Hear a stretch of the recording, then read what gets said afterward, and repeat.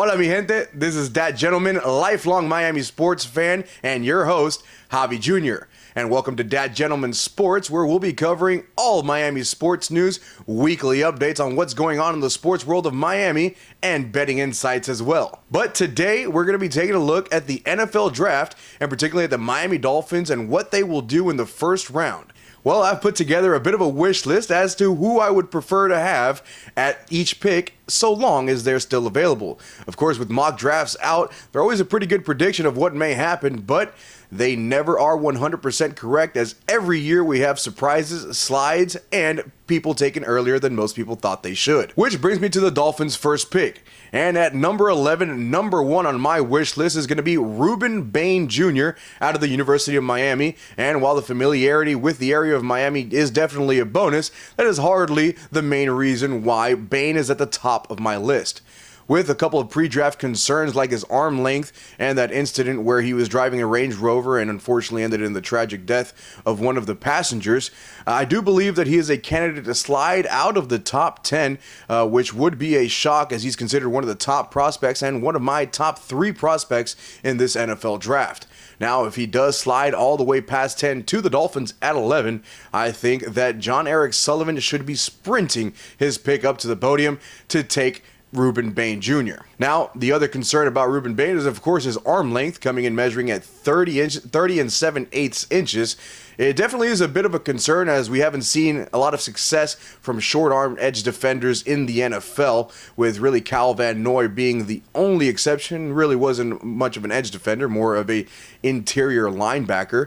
But what I have to say about Ruben Bain is forget about the arm length and look at the hands and the tape. He does a great job of using his hands to disengage from blockers and wins consistently. The tape is there with over 897 snaps in 2025. There's plenty of proof as to how he is able to win with a plethora of different moves and an ability to get to the quarterback and be effective in the run. And most importantly, it's not just against low-level talent. He's doing this against the top teams in the country and other NFL talent. And even that being the case, he led all of college football in pressures with 90 total pressures and a pass rush win rate of 23%, which also ranked him number 1 in the nation. While according to PFF, he has a 92.5 overall grade, meaning he is good against the rush and against the run, and was truly one of the best defenders in all of the country. Now, as far as production goes, also extremely productive in his time at Miami, burst onto the scene as a freshman, winning ACC Freshman of the Year, and becoming one of the centerpieces of this Miami defense. And even after a down 2024 due to injury, ended his career with 33.5 sacks in Miami. Now, college production and measurables are always great, but really, when you come down to drafting a player, it all comes down to fit. And I think that Ruben Bain fits perfectly into this Miami defense. Not only does he slide in perfectly across from Chop Robinson, another great speed rusher over on the other end, Ruben Bain brings a little bit more power and a little bit more presence in the run game and complements Chop Robinson very well. Now, as far as scheme fit goes, couldn't it be a better fit? Ruben Bain, we've seen him moved around the Miami front all year last year, and in no sense he can't do that in the NFL going forward, and that'll be music to Jeff Hafley's ears, as he loves to disguise fronts and move players around, so Ruben Bain's versatility will definitely be an enticing trait for the new Dolphins head coach. So at the end of the day, Ruben Bain does check off a lot of boxes for the Miami Dolphins, from scheme fit to culture fit and downright dominance and production at the college level, and these are all contributing factors as to why I believe the Miami Dolphins should run to the podium to take Ruben Bain Jr. if he's available. Now that brings us to our next player on our wish list, which is Miami Hurricane Francis "Cece" Maui Noa, who the Dolphins should select at number 11 if available. Maui Noa is a mauler on the offensive line and really fits into what the Dolphins are trying to do. Now, he is projected as a top 10 pick, but some concerns have arisen over a herniated disc in his back. While he is asymptomatic at the moment, it is going to require surgery at one point or another to make sure it doesn't become a bigger problem, but shouldn't affect him in the short term. For as dominant as a player as CeCe Maui Noah is, he should definitely be in the top 10, but with this concern, I could definitely see him taking a small slide, just like Ruben Bain, out of the top 10, which would be a shocker. If you would have said at the start of the draft process that no Miami Hurricane would go in the top 10, I doubt many people would believe you. But that's exactly the kind of situations that the Dolphins can take advantage of.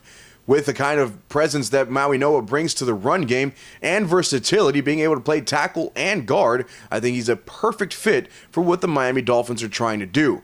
They're clearly emphasizing the importance of developing the running game and having a solid defense. Well, CeCe Maui Noah is a way to really bulk up the trenches. He has a huge 6'6" frame and has all the tape to show that he can dominate in the run game at the next level. While he does have a little bit of developing to do on the pass protection side, I think he can definitely develop that side of his game and become a dominant force on the offensive line, wherever that may be. Now, with the Miami Dolphins restructuring right tackle Austin Jackson, the oft-injured tackle may get the start at the beginning of the year. This will force CeCe Maui Noah to slide in at right guard, but I think that can be a huge benefit to this offensive line and to CeCe Maui Noah to give him some help on pass rush and hide some of those deficiencies. While his versatility will also allow him to slide back at right tackle if Austin Jackson gets injured again, which he has done many years in a row. So if the Dolphins are going to show a commitment to getting the run game together, I think CeCe Maui Noah at 11 would be a great place to start. Now for the third player on my Dolphins wish list at pick number 11, the Miami Dolphins have a chance to possibly take Caleb Downs, as he has been shown to be available in several mock drafts outside of the top 10. Now this has nothing to do with the caliber of player he is, as he is ranked in the top 5 of many big boards, including mine, and Mel Kiper of ESPN has him at number 6. The real reason he would slide out of the top 10 would really only be due to positional value being a safety. But that would be music to the Miami Dolphins' ears, as they have been needing a safety and just overall talent in the secondary for a couple of years now. Caleb Downs offers a do-it-all safety that Jeff Hafley can build his defense around. He's a 2-time first-team All-American and was even voted a second-team All-American in his first year at Alabama, where he shined as a freshman before moving to Ohio State, winning a national championship and getting elected as an All-American 2 more times. Downs is a player that possesses incredible football IQ and can really do it all when it comes to the jobs of a safety. He's a short tackler, big hitter, and can play the ball very well downfield and is rarely targeted in coverage because of teams' fear of his ball skills. And the proof is all over the tape. With teams rarely wanting to target him and avoiding his side of the field, he's a safety that can truly lock down the deep third as well as offering an extra man in the box when necessary. Now, this is exactly what Jeff Hafley would love to have in his defense. Jeff Hafley, of course, known for being a defensive coach who loves his defensive backs, would love to have a player like Caleb Downs to build around that he knows will do his job and be a leader on this defense for many years to come. Caleb Downs is a champion and knows exactly what a winning culture looks like and can bring that to the Miami Dolphins. And hopefully give us a leader and production that we haven't seen since the likes of Rashad Jones, Dolphins legend. Now the Miami Dolphins don't only have 1 pick in the first round of this year's draft, they have 2. At pick number 11, we just went over my wish list. Now let's look at my wish list for pick 30. First on my wish list is going to be Dylan Thieneman. Now Dylan Thieneman at pick 30 is a bit of a prayer, as most mock drafts and most draft analysts in general have him going to number 18 to the Minnesota Vikings. But the Minnesota Vikings, known for their share of draft day mistakes, can very well pass up on the Oregon safety, and from there, I don't see a lot of teams that will snag up the safety before pick 30 for the Miami Dolphins. While in my opinion, Thieneman is a backup plan to not getting Downs, he's a hell of a backup plan. But he offers a lot of the same benefits as drafting a player like Downs in a high IQ, do-it-all safety who can be a leader on your defense for years to come. With high production at the college level, Thieneman brings a little bit more excitement in the development phase of the prospect because he ran a 4.35 40 and a 41-inch vertical, which shows that he definitely has the athleticism to keep up with the athletes at the next level in the NFL. While he may not be a hard hitter, he is a very sure tackler, as shown by his 300 plus tackles in his career in 3 years, 2 at Purdue and 1, of course, at Oregon. While the biggest question may be whether he's available or not at pick 30, I believe the Miami Dolphins will have their prayers answered. He provides a tough, high IQ safety for Jeff Hafley to build his defense around, and I truly believe that the Dolphins want to have a successful defense under Jeff Hafley, who loves his defensive backs. The secondary has to be an area of focus in the draft and free agency to come. But also, just as a side note, who wouldn't love our own version of the exciting whites down here in Miami with Thieneman pairing up with Ethan Bonner, who I also think could develop into a solid defensive back. For the final pick on my Dolphins wish list for the first round, at pick number 30, the Miami Dolphins would love to see Casey Concepcion, wide receiver out of Texas A&M, available for them to select. The reason I believe him to be a great fit for the Miami Dolphins is his versatility. He can really score in all kinds of ways, and you can never have too many weapons when you're developing a quarterback.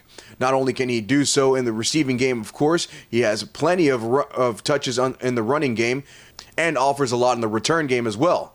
With 2 career punt returns, both coming last year for the Texas A&M Aggies, and 3 career rushing touchdowns to go along with even 1 passing touchdown.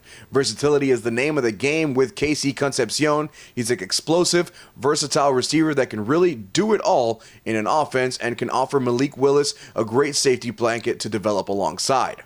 Concepcion showed that ability to develop in college. After going to NC State, after NC State had a bit of a down year, he transferred over to A&M, where he was their lead wide receiver, racking up 919 yards along with 12 total touchdowns, bringing up his career total to 30 touchdowns in his 3 years. Any player that can score that much will be a welcome piece in any offense, let alone one as devoid of talent in the wide receiver room as the Miami Dolphins. Now, that is a wide receiver room that includes receiver Malik Washington, who has been a breakout candidate for the Dolphins for a couple of years now, and is very versatile and has a lot of the same skill set that Casey Concepcion has.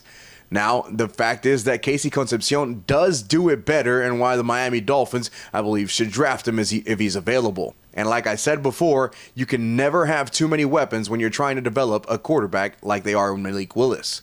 And also, as a side note, how awesome would it be to go to a fan base that can pronounce his name correctly? I live near College Station in the heart of Aggie land, and I can't tell you how many times I had to tell people it's Casey Concepcion, not Conception. Miami Dolphins being able to take 2 of our players on our wish list, and Caleb Downs at number 11 and Casey Concepcion out of A&M at number 30 to complement the wide receiver room. And you gotta count it as a win for the Dolphins, is the way it goes, because those are 2 of the groups on the team that probably lack the most talent. The secondary for the Miami Dolphins, while it does have players that can develop into solid players like Ethan Bonner, Jason Marshall, definitely needs some talent on that side, and the same thing for the wide receiver group. Signed on Tutu Atwell, but after the release of Jalen Waddle, really leaves the cupboard dry there for the Miami Dolphins offense, so they're able to add a versatile talent in Casey Concepcion, and overall, definitely a possibility, definitely something that I would love to see that happen for the Miami Dolphins as we start yet another rebuild. Don't forget to like and subscribe if you haven't already. And of course, always let me know in the comments what you think of these picks and who do you think your team is going to be drafting in the first round.